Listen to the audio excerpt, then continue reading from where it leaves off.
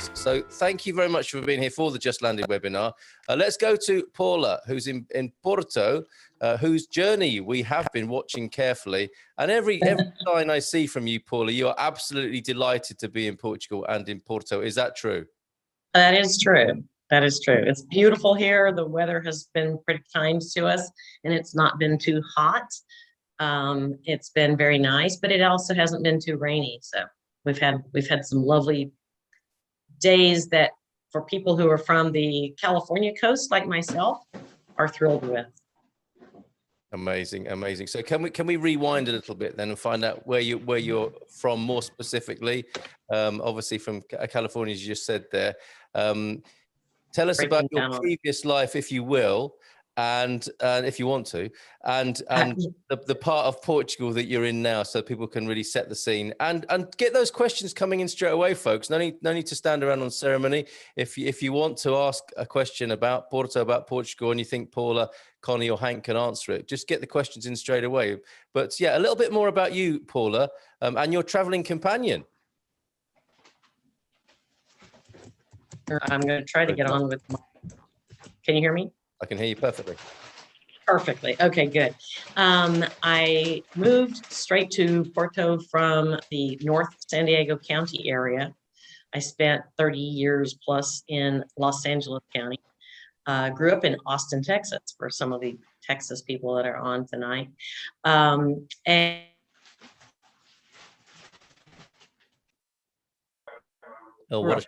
California is not the best place to do that from. It's a long ways and it's expensive. So I looked around. I have been to the UK, England, and Ireland, and I have been to France, Italy, Spain, and I decided on Portugal just because I liked one of the things is it's the third safest country in the world. Yeah. And that was very important to me. Coming from the United States, with the gun culture. Even though I grew up in Texas, I still was very frightened by it because there were, shootings pretty frequently in my area. And I also moved here because I wanted to be able to tour Europe, but with COVID, that's been a little less easy to do, and has really kind of forced me into spending a lot more time, not forced, allowed me to spend a lot more time enjoying Portugal. And I've been to Lisbon a couple of times, love Lisbon, but Porto is cooler, I was looking for cooler weather also. The people here needs or issues or whatever, somebody will help you. If they don't speak English, they'll run off and find somebody who does.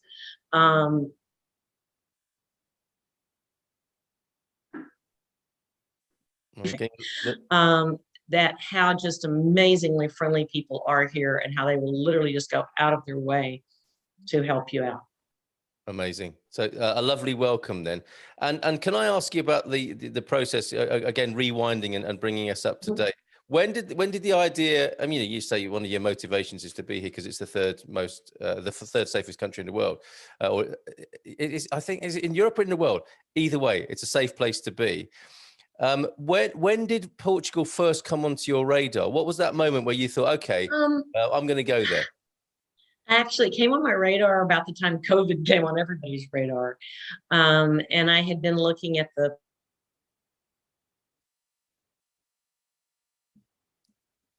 and it was in Europe instead of the Pacific Northwest. So I decided to look into it more and did a lot of research and joined this wonderful website called expatsportugal.com. Oh. And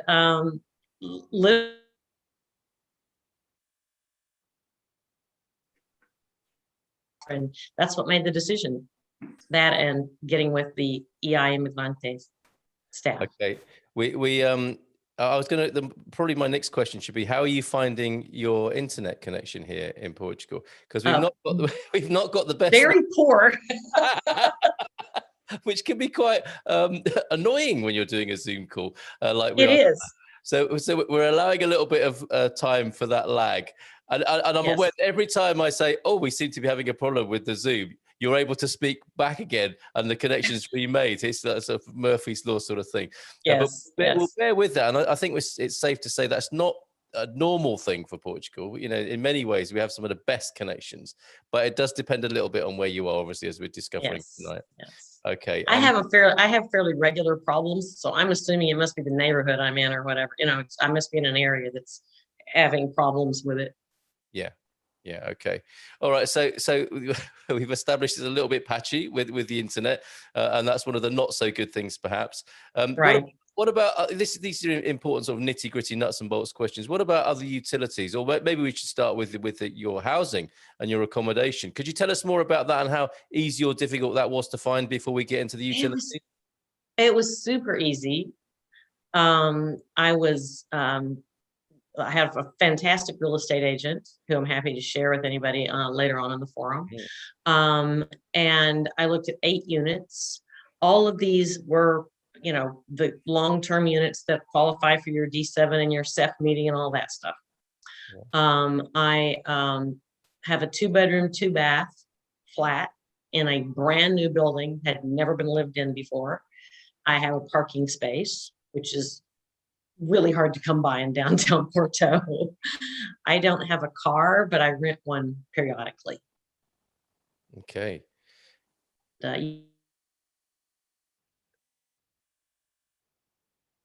Water, which took me about 10 days to get turned on because the building had never been lived in before. It didn't have a meter. And so the guys actually had to come out. It wasn't just a matter of somebody flipping. Oh, okay. So Transmission. did I hear that right? As your water connection was not as fast as you might have liked it to be. Right, Put it that way. right. Because it was a brand new building and nobody had ever lived here, there was no meter. Yeah. So, but it's okay. I mean, after they got the meter installed, it's been. Yes. And I'm getting the feeling that you've become quite Portuguese in this short space of time because you seem quite unbothered about those delays. Has the pace and sensibility and sort of attitude in the country affected you already in a way that you weren't sort of, you know, you seem quite unbothered about having water for 10 days. You know, that might be I had a great place to stay. I was staying in an Airbnb that was very nice. And they were very wonderful to me there and just let me go day to day until I got my water turned on. I'm pretty laid back as a rule. I was a school teacher for a long time. So that made me fairly patient. And then, you know, people talk about how bad it is here in Portugal, but I've dealt with the Social Security Administration and Medicare and people like that. And I don't think it's any worse here. Okay, that's good to know. Excellent. All right.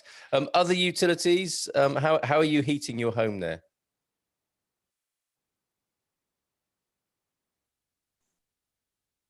I don't know if you caught that. I'm not hearing you. No. Oh yeah, I was moving on to other utilities. How are you heating your home? We've heard about water and internet so far, which haven't been brilliant. But how are you heating and other utilities into your home there? Well, actually, I heat my home by opening the windows right now. It's pretty warm. Great answer. I bought a little fan at Wharton, which is the appliance store here. Yes. Think Best Buy if you're from the United States. And the cool thing is that I went and bought like 4 small appliances, a coffee maker, a fan, and some other stuff. And they delivered it to me with the local postal service for €2. Amazing. Oh, and you've frozen up again. Okay, what we're going to do is we'll go and say hello to Konni and Hank. Now, thank you for that introduction, Paula. Really, really appreciate it.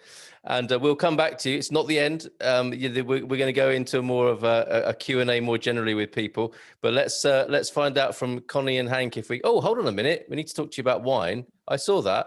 Oh.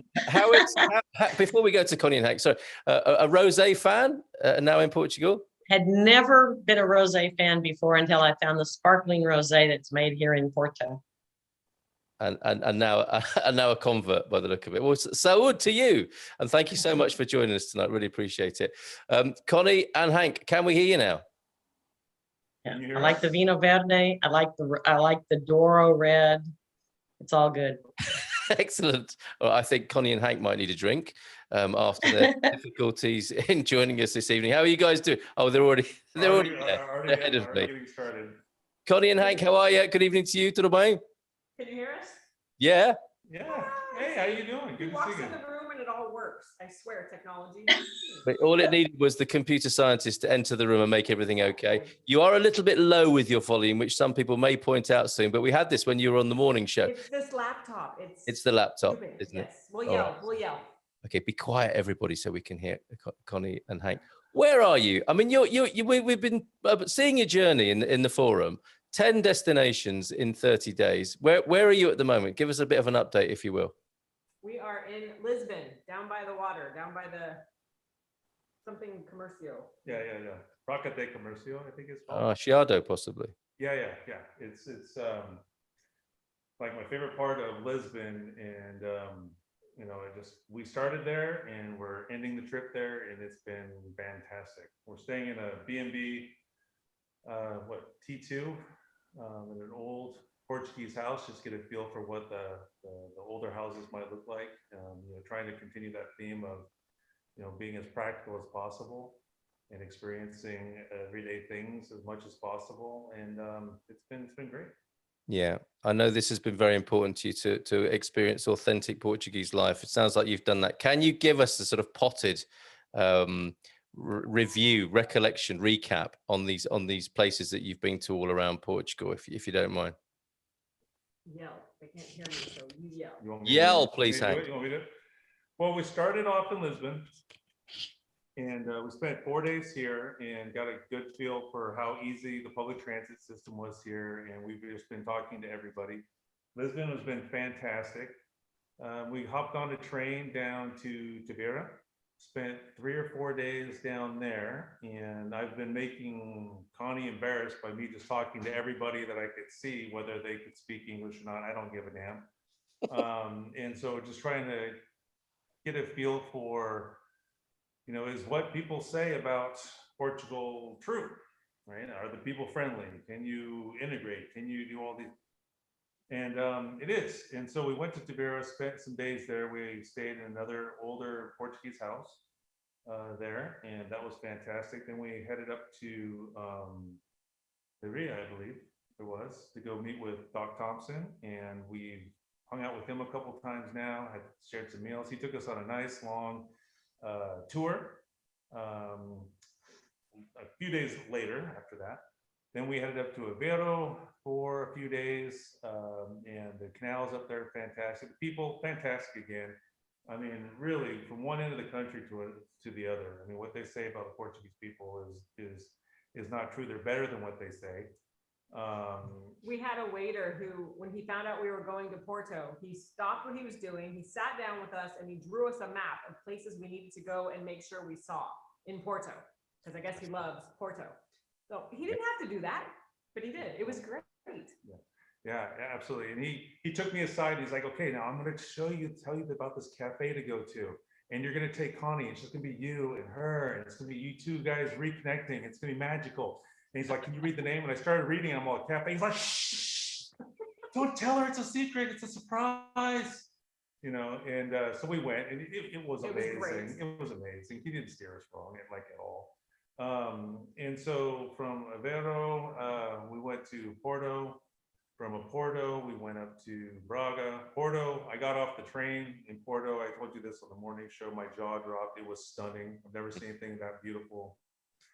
It was like walking into a novel, just phenomenal. We spent days there walking around.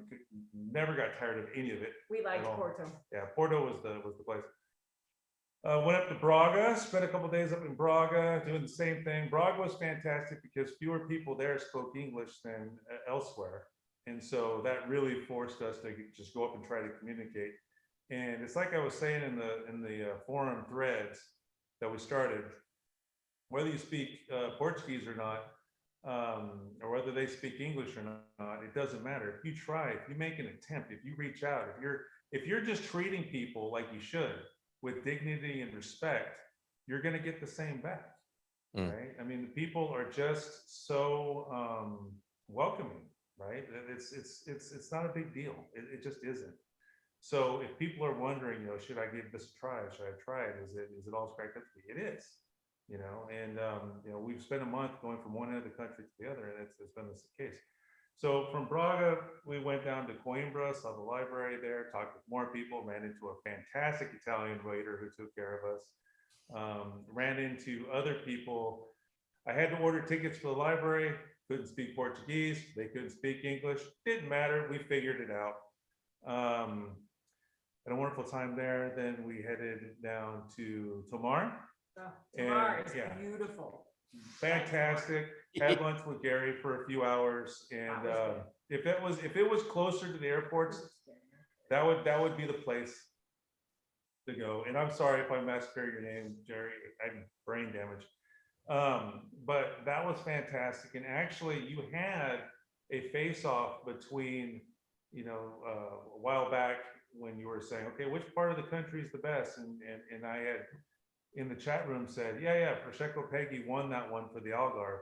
But now that we've been here, I have to pull that back. I have to change the decision. It's definitely, it's definitely Tomar. Tomar wins. Sorry, Peggy. Wow. I love you to death, but I've been there. I've seen it firsthand now, and Tomar wins. And so then from there, I think we headed back down to Lisbon, right? And so we're gonna be here for a week, and we'll do some day trips out of here, so we're not just staying. I mean, we're gonna go to Sintra and Balim and the places Gilda told us about that I can't pronounce.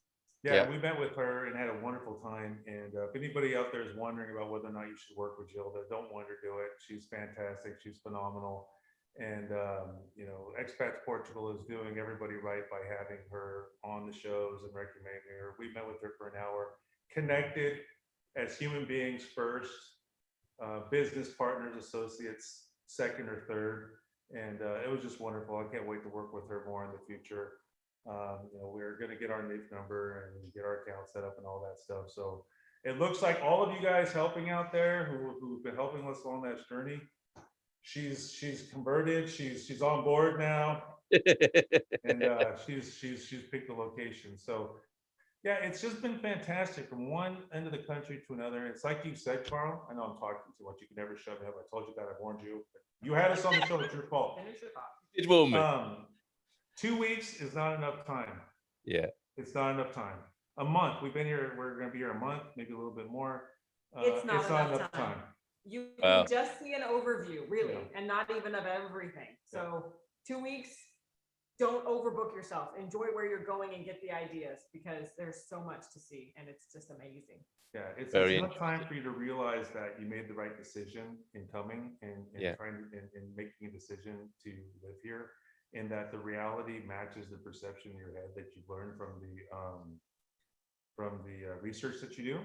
Yeah, I've researched the heck out of this, and I kept asking people like Jerry and Andy, I'm like, what am I missing? What's wrong here? What am I missing? What am I being naive about? Yeah. Everyone said nothing. Very, very interesting. And we're going to come back to you. You said you picked a location. I'm going to leave that hanging there for a moment, because everybody wants to know, because that's pretty good work if you've decided that. And we'll come back to the whole San Martino de Porto syndrome. But I could see, Paula, you were nodding your head when Hank was talking about the people. And yes, jumping in, making an effort. You're in agreement there, yeah, with absolutely. And I've been reading the chat, and I'll respond to a few things. I still have my travel insurance. I had to go to a dermatologist, got in. It was a very thorough examination, and I found out I have a little preluminal melanoma on my nose. She seeing anybody else first. So I thought that was pretty impressive. COVID, everybody here is not like they are in the United States. 70%, 75, 80% of people on the street wear their mask. You wear a mask inside everywhere except sitting at your table in a restaurant.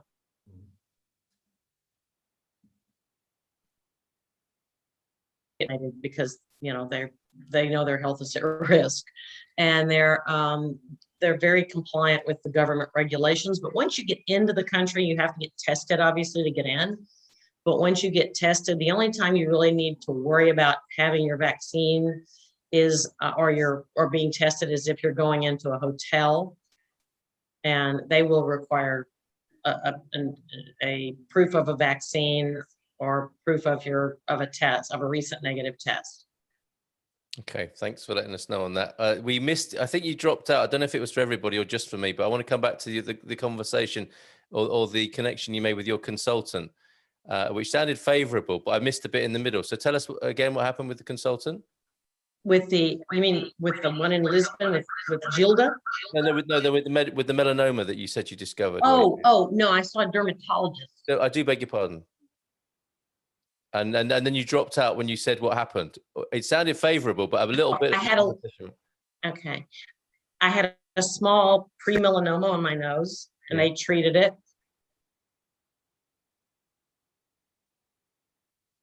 Okay. And you said it sounded like you had great service from that particular person. You're happy with the? Yes. Yeah. Yes. And I'm trying to get my Utente card now. I'm working on getting my health card. Okay.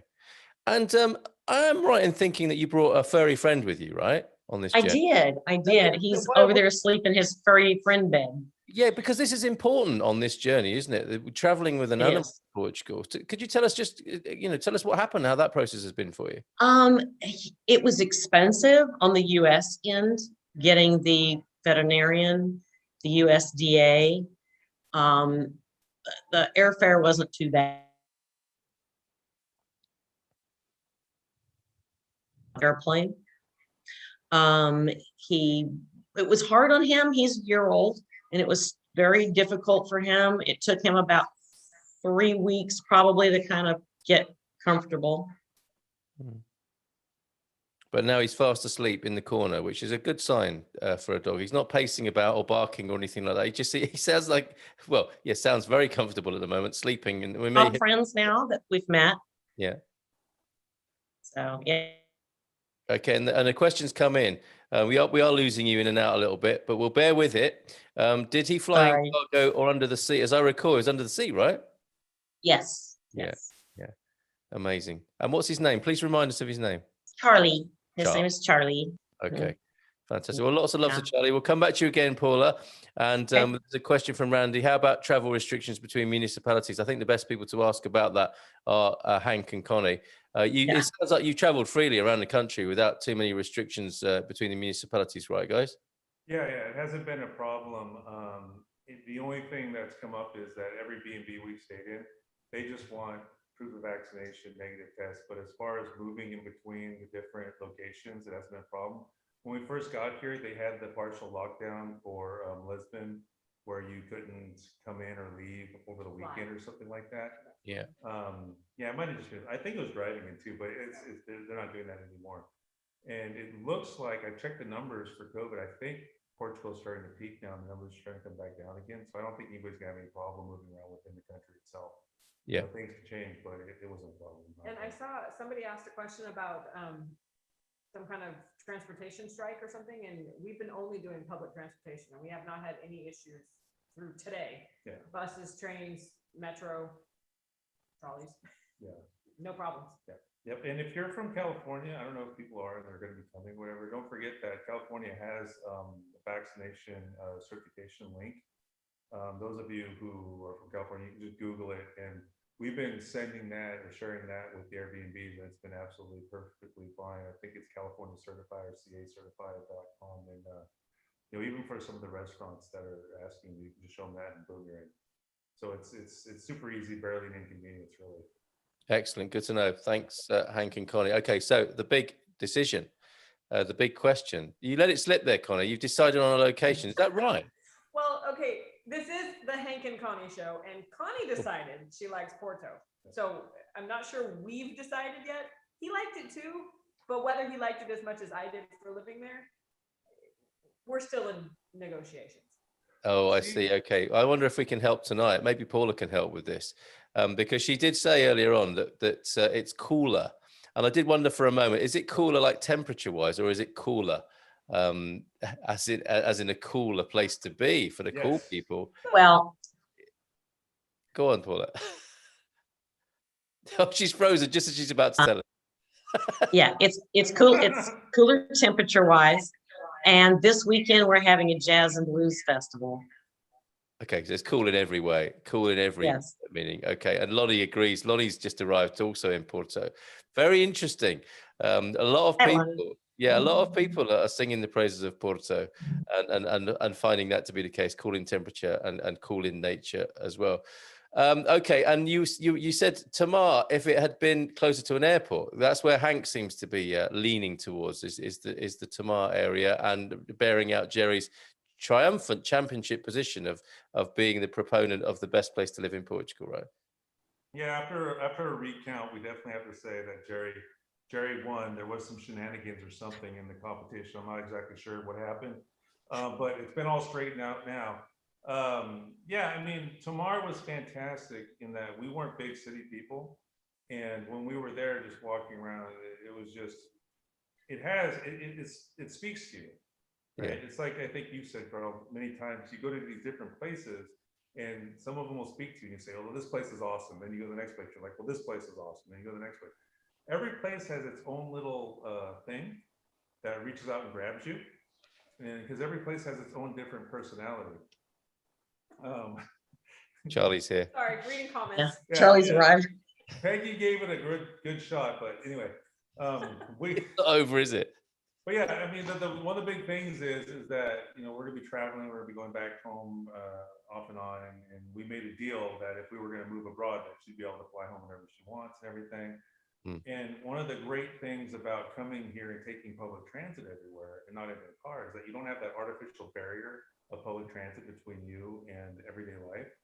Not that there's anything wrong with that. For those of you who are gonna be renting a car, I'm not, you know, poo-pooing you or anything, but you know, we were out, you know, doing everyday stuff, you know, and getting around. And so you get a better feel for how big the country is. I thought Aveiro was closer to Porto than it was, you know, and then Tamar was like 2 hours, I think, by train.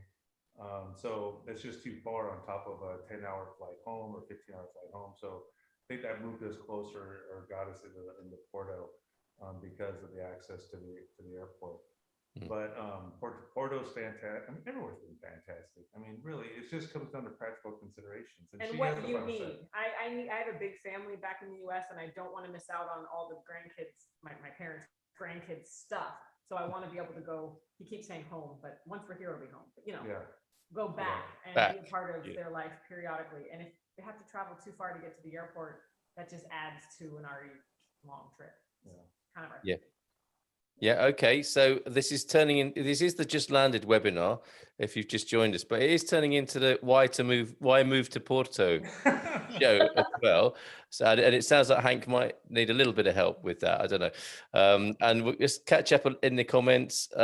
Yes, you came via Air France, and that's who flew you and Charlie successfully then into Charles de Gaulle. Here he is. There's Charlie. Hello, Charlie.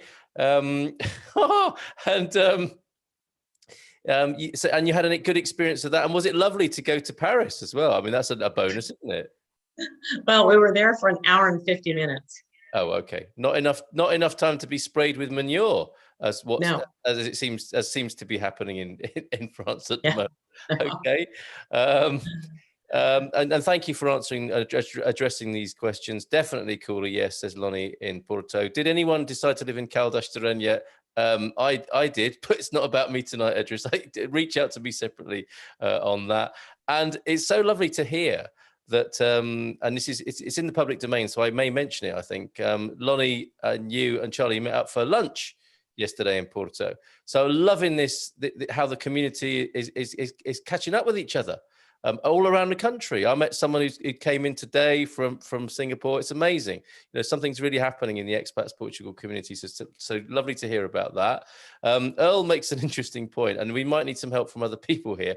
Of course, they have not been there in the winter. That's a sort of comment, Earl, like somebody who sits at the back of the wedding and says, I'll give them 12 months. Earl, but if anyone has been in Porto during the winter, perhaps they can help there, because none of us have we, who are speaking currently. We don't know what it's like yet, and the bitterness about the Algarve is persisting. Peggy clearly won. We might have to have a rematch, Jerry. Prepare yourself. Stay in training for that one, sir.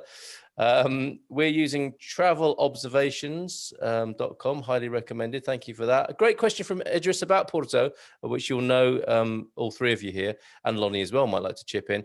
Is Porto hilly everywhere? Because, I mean, you know, it's on the riverbank there, isn't it, largely, or just in those downtown areas? Tell us a little bit about that, if you will, starting with Paula. There are some flat areas. Okay, I like what you did there. Okay, is that all you want to say? There are some flat areas, or did we lose you because of your internet? Yeah, no, that was pretty much it. It's I laugh about. I used to tell my children that I walked to school uphill both ways in the snow, and in Porto, wherever you go, you have to walk uphill both ways, downhill, up. That's no lie. Yes. I was telling my niece about the hills, and Hank piped up and made some comment about how you definitely have to go up to go up. I mean, and then when you go down, you're still going up. And she's like, Yeah. we're talking like mom and dad used to say about the walking in the snow uphill, but no shoes. It was perfect.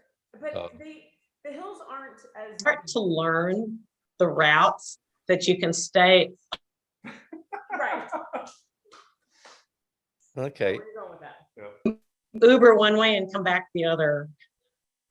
All right. Well, and defy the laws of physics somehow. That's what the newcomers are doing in Porto. Something that might be of interest, Hank, is a couple of great brew pubs in Porto. Okay. Yes. All right. Marty P wants to bring Tamar back into the conversation. Last week I read there was a train from Tamar to Lisbon. There is absolutely, but that was on a YouTube channel. Still seem trustworthy. You can't believe anything you see on YouTube.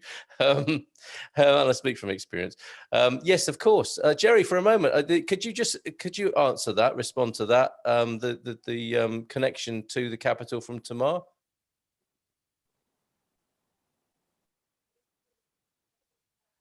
Do I have to unmute Jerry? I think maybe I do. I'm pressing the buttons in here and hoping that we can hear from him. Oh, here we go. Yes, sorry, Carl, you caught me answering an email to someone else. Sorry about that. Train to Tomar, from Tomar to Lisbon. There's a train that stops at something like 24 different stations on the way into Lisbon, which I think is about 2 hours. Directly from Tomar into Lisbon Orient, which is just beside Lisbon Airport. Alternatively, what we tend to do is drive to Entroncamento, which is about sort of 20 minutes drive from here, and then we take what they call an intercity train, which is just over an hour and 15 minutes, I think, non-stop from Entroncamento to Lisbon Orient. Okay, thank you for that. Good to know. Rail journeys, Paula, have you taken any rail journeys from Porto? Because I mean, it's on the fantastic Alpha Pendular line, isn't it?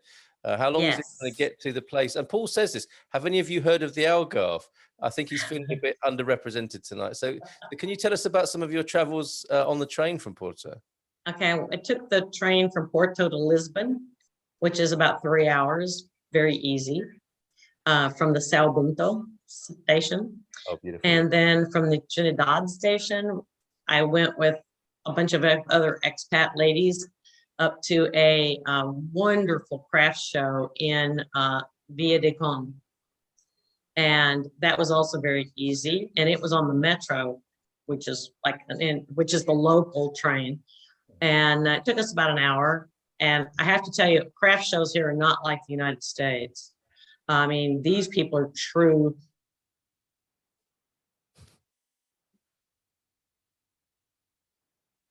I wait for the pause here, thinking it's going to come back quite soon. That was a long one. You tell us about the show. I'm sorry. We lost you as you began to tell us about how different the show was here compared to the United States. The craftsmen are true, or craftspeople are true craftsmen. Yeah. The crafts were just fabulous. There were ceramics, woodworking, wool, clothing manufacturing, toys. The kids were.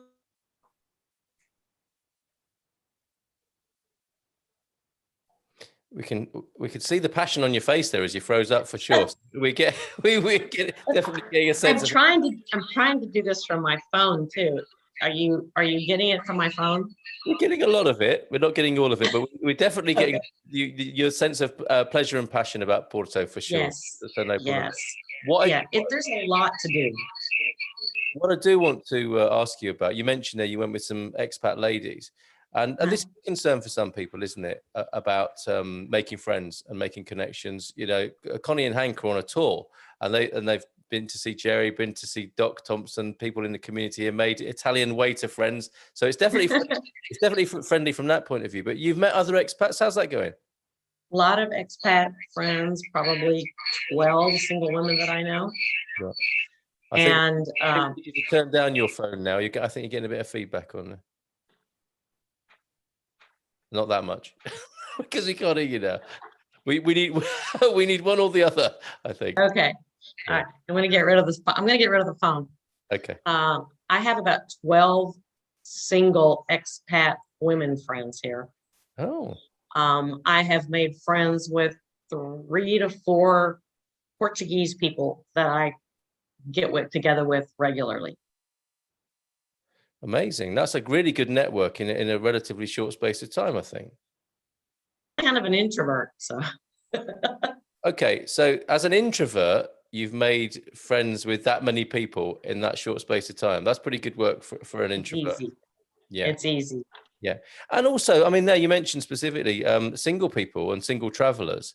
That again can be a question mark for people. What will the reception be like for me if I travel alone in Portugal? How have you found that, and how have those others found it? It's been easy. I mean, there's always somebody that I can call if I have a question about something. Yeah. Incredible. And traveling alone, easy peasy and friendly in Portugal from your experience? Yes, and safe. And safe, of course. All Yes. right. Superb. Okay, let's go back to Lisbon for a moment, where they don't really want to be. I think they actually want to be in Porto, but they're spending their time in Lisbon, maybe just to rule it out on a few trips from there. What's your process now? This is very important to people, Konni and Hank. You've been on the exploratory visit. How are you seeing the schedule now for your movement? I mean, let's take it for granted that you are moving to Portugal. That decision's been made. It's just arguing the toss over which particular city, probably Porto. How's your schedule looking? How are you taking on board the professional help? We've heard that you've got a great relationship, obviously, with Gilda already. We met with her yesterday, and it looks like we're going to be conservative and say next summer, so June-ish, 2022. Just because I want to try to. I haven't really told anybody about our future plans, except to say maybe someday we'd like to, retire. When you look at us, we look like we're not ready to retire, but we are. So if I can work it out with work a little bit here, anyway, I have to have time to set that up. So I wanted to give us some time to get through COVID and all that kind of stuff. So we're being conservative and saying next summer be back here, but he'd like it to be January so we can find out about how winter looks. I'd be good with August. Yeah, next month, just to stay. Yeah, no, the thing is that when we started this process, I've been doing a lot of research for a long time about moving abroad. It's always been something that I wanted to do.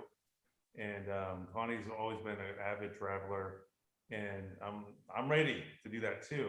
But as part of a decision to move abroad to another country, I think that you have to, and I think Connie agrees with me on this, you have to be really careful. It's not a decision that you should take lightly, right? I mean, because you're going to be uprooting yourself, you're going to be moving from what you know, you're going to be trying to integrate into a new society. And I think Portugal's, if not the best, it's one of the best of where I think you can go based off of research and then now interacting with people, not just people who were paid to wait on us. I mean, we tried to do our best to go out and talk to people that were just normal people, right? And not, who are not beholden to us in any way. But you want to make sure that you're doing it right and that you're not going to make some huge mistake, right? I mean, because I respect people who have the bravery to be able to just say, okay, I'm going to Portugal, I'm buying a house, sight unseen, I'm just going to jump in 2 feet. But you could get stuck. I mean, I understand it's a lot easier to buy than to sell. And you don't want to regret a huge decision like that. And so if you can have a plan, that's what we did. We had a plan where we were going to say, okay, here's all these built-in off ramps. If this red flag, we can't get past it, then we're done, right? Then we'll call it off. If this happens and there's this obstacle that we can't overcome, then we're done. We'll call it off. We haven't hit any of those obstacles. The numbers work, the people work. We came here looking for a reason to say this is an insane idea, and it doesn't exist. There's been nothing that we've encountered that has been insane. And so to have this extra time, which I don't think we'll need, but we wanted to build in enough time to be able to get all the details worked out back home, to where we're not rushing anything, to where we're not going to make the mistake that that we would regret. I don't think that's going to happen, but it's better to take too long than not long enough, I think. I think in these kind of major decisions, you want to be conservative. And to what I'm sorry, I didn't catch your name, but the previous talking about the 12 women expats that she's met. Paula. Yeah. Sorry, Paula, I came in late. I apologize. And traveling safely around the country. Expats Portugal provides a fantastic organic foundation for making those kind of contacts. Right, I'd been a lurker for a year before I finally started interacting. Right, and people are there. They're there. Right. I mean, I know that Carl's fantastic to help facilitate things, but the people are so excited about being here. They want to share their joy with other people and what they found. Yeah. And you can just feel the love for each other. But you want to be on the careful side. You don't want to rush things. And so we're probably going to be here sooner than that, but we have some details that we're going to work out. And if something comes up, we'll bail. But I don't think it's going to. And we're really excited. We're really excited to be able to make those connections, come here on a full-time basis.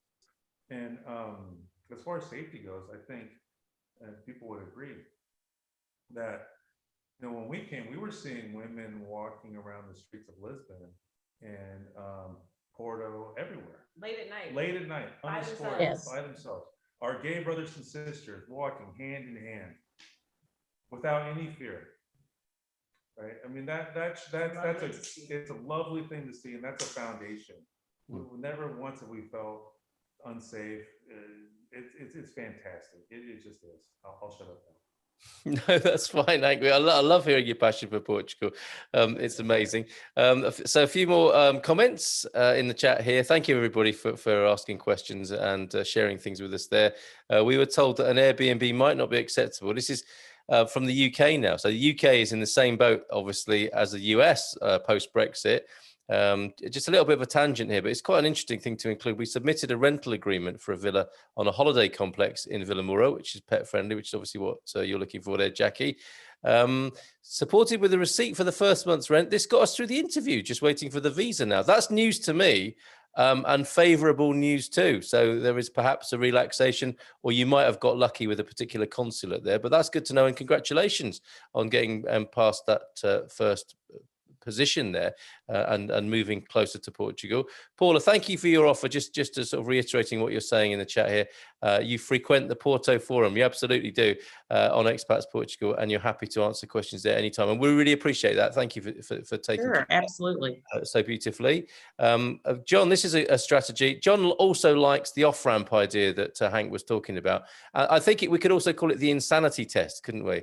I think Hank put it like that as well. We were waiting to hear, oh, that's just insane, and you never got to hear it. But what John's strategy is to just tell people we're moving to the West Coast, just leaving out the fact it's on another continent. Yes, that could work too. That's great. The legal lease, you're right, Paula. I mean, the legal lease normally is a requirement of 12 months. So Jackie has done there.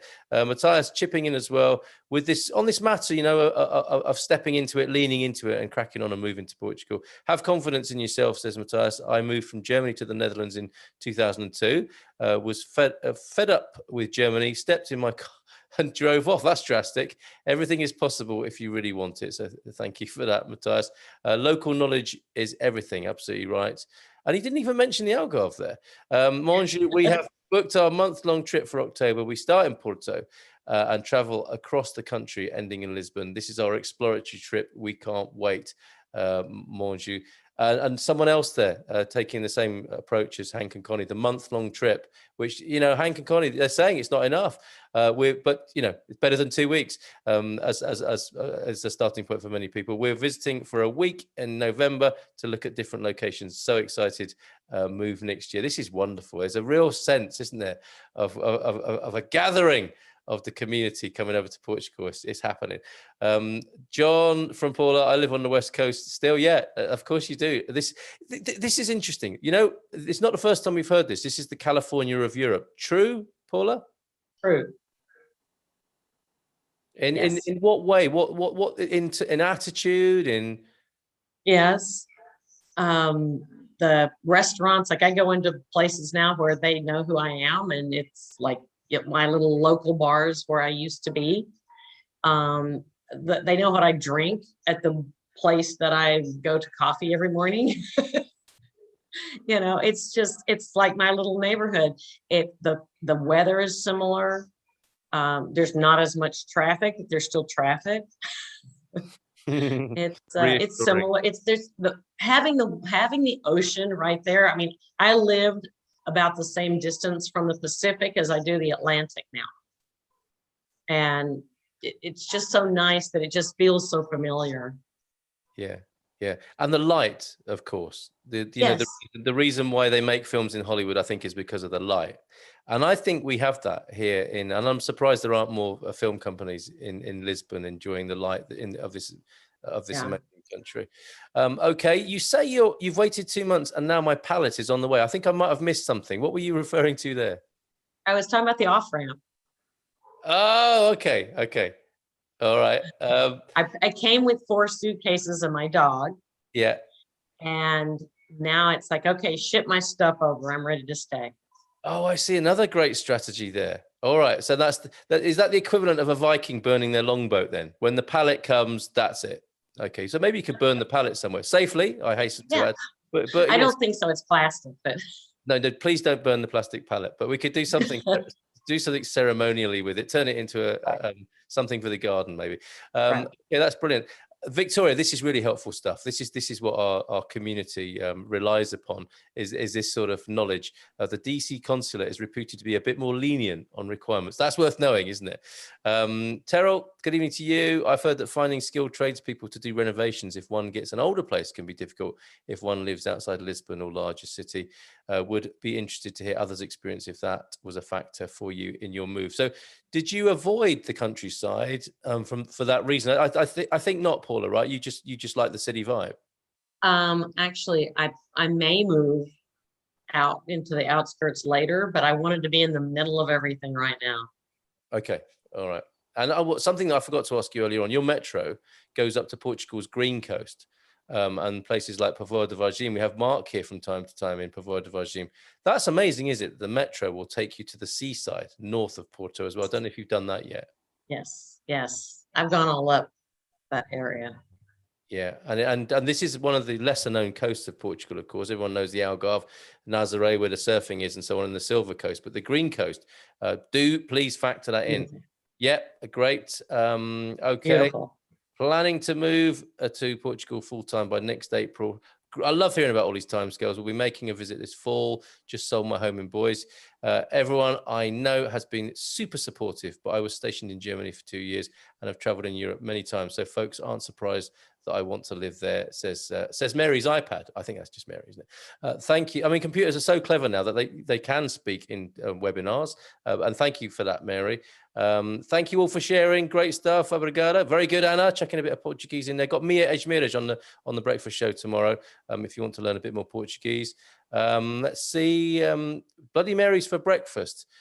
Has anyone got into that? I mean, I'm not sure where that's come from, but we've learned a little bit more about your new drinking habits and a few of your favourite tipples, Paula. Konni and Hank, what new alcohol treats have you discovered in Portugal? I'm the only one who really drinks all that much, and even not that much at that. But we're not very good Irish people. So sorry. Yeah, it's not the best. I mean, I've just been every city we go to. There's been 2 things I've been doing One was having a piece of cheesecake, and the other was just having a cheap bottle of wine. So, and a little bit of port also. But I haven't. I tried it. It was good. Yeah, she did. It was amazing actually, because she never drinks any alcohol at all. But yeah, no, I mean it was just simple stuff like that. I mean, we didn't go too crazy because we had to always get on the bus or the train the next day. We didn't want to be like Going the wrong direction. yeah, which is kind of amazing that we haven't so far. But yeah, no, it's just been cheap different types of wine. Although I guess in Alentejo, if I said that right, they make a wine. This was the most weirdest thing. It was a wine made out of potatoes, and I didn't understand that, and I kind of blew me away. But no, it's been great. It's been great. Nothing too crazy. Okay, well, I'm glad to hear that the Alentejo people are still palming off the old potato wine on the tourists. That blew me away. That blew me away. Good It to wasn't hear. bad. It wasn't bad. Yeah, they pawned it off to me. My whole €50 that I spent. I was like, oh no, you ripped me off. It was fantastic. The happy evenings of potato wine. Paul's here. Did I mention we have an airport in the Algarve? You might have done. Paula, thanks for this. Great beer and wine here. Irish whiskey is very reasonable compared to the US. That's good to know for some people, I'm sure. That's fantastic. Okay, so we're coming to the end of this particular segment. We'll stick around for a while and have a hands up Q&A from people. It's possible for me to miss things, of course, things that you want to share with us from your angle, Paula, Hank, and Konni. So, as final thoughts about being here in Portugal, obviously, Paula, you've made your home here. Hank and Konni are about to do the same. Paula, what might I've missed that you want to share with the folks back home, really? I don't think anything. Probably the only thing I miss is my my store in Long Beach where I could get edibles. Right. That's I it. have arthritis. Okay, but you're not missing much. I mean, is there anything I missed in sharing your passion, pleasure, which is clear for Porto and Portugal this evening with everybody? I don't think so. I just think it's a great place to live. Yeah, it's all over your face, I have to say. And thank you so much for joining us tonight. Really appreciate it. Stick around, if you will, for a few more questions from our lovely community here. Sounds like a business opportunity, Paula. There you go. That could be. That's the lemonade from that lemon. Okay, and Konni and Hank, what can you add that we haven't touched on so far? Just come and visit. If you haven't been already, definitely come. And people are right. Come in the different seasons because it's hot here right now. We realize it's not going to be hot here all the time, wherever here it is. But so yeah, definitely come. And just be prepared to be forced to speak a language you don't know. So pick up a few words. They've been, when we were with different expats, they were like, okay, you order the food. It's like, okay. Yeah, and so doing it just makes it a little easier when you're unsure. You just smile with your eyes since your face is covered with a mask. But yes, just do it. Give yourself permission to fail. I mean, it's okay. Yes. Because everybody sucks when they first start doing something, right? And eventually you'll pick it up. And I'll just also add with the comparison with California, the diversity that is here of people and the fact that they want people to come. It's just outstanding. It's we were sitting on the metro in Lisbon going to see Gilda, I think, and I just was looking at all the people from all the different places. All the languages. It was awesome. It didn't matter. People were there, and it was fantastic. It lives up to the claims that America tries to make. It seems to me that Portugal's like, no, come. We want you here, and you're welcome here, and we're going to be friends. And it's fantastic. It really is. It's a joy. Yes, and I want you remind me of something there from the YouTube replay of your appearance when you joined us on the morning show. We called that particular show Decent and Civilized, and it upset somebody because they basically said, well, what were you thinking? Of course it's decent and civilized, and that wasn't the point you were making, was it? No, this was the comparison with what you're, I mean, if I can put it this way, this is what you're moving away from is a place perhaps you don't recognize anymore, that you just can't get comfortable in anymore, and Portugal has that you used to love available here. Absolutely. And I mean that with the highest of compliments and the highest of honor to this country has been so gracious to host us and have us as guests to visit for a month. Yeah. People have manners. It's unbelievable. Yes. You know, it's absolutely unbelievable. You know, and I think I even mentioned on the morning show, I can tell you how many mass shootings there were in Portugal today. 0. Yeah. Right. It's just people here just it's peaceful, and people are just decent people. It's a good country and it's a good people. Nobody's perfect, but you can just tell after being here for a little while, even a month, that the people are just in the country and the atmosphere. It's just a good place. Not perfect. No place is perfect, but they're good people. Yeah, excellent. Well, on that note, apart from the driving, says Paul. Come on, Paul. It's different. Let's call it. Piece of cake. Piece of cake. Let's call it different, Paul Richards, referring to the manners thing there. If you've driven in LA, it's a piece of cake. Exactly. I must say I enjoy driving in Portugal. Come and drive with me, Paul, one day, and we'll stop in the middle of the road or park on a roundabout, and you'll get used to it and have fun doing that sort of thing. Paula, thank you so much, and thank you for offering to talk to people in the forum and for everything you've done so far on the forum, and also your lovely offer there of having lunch with people who are headed towards Porto. Absolutely. Really sweet of you, and we really appreciate that. Hank, Konni, thank you too as well for your wonderful gift to the forum recently, and clearly you're available to answer people's inquiries and give them encouragement as you've been doing there. Thank you both tonight for being here, and we'll end the recording there and we'll go into a bit more of an informal Q&A. But thanks again, and thanks everybody for your wonderful questions and contributions tonight. Appreciate it. And yes, for those of you who've got to go to dentists and other things or pretend to be working again, thank you for being here, and thank you for your participation.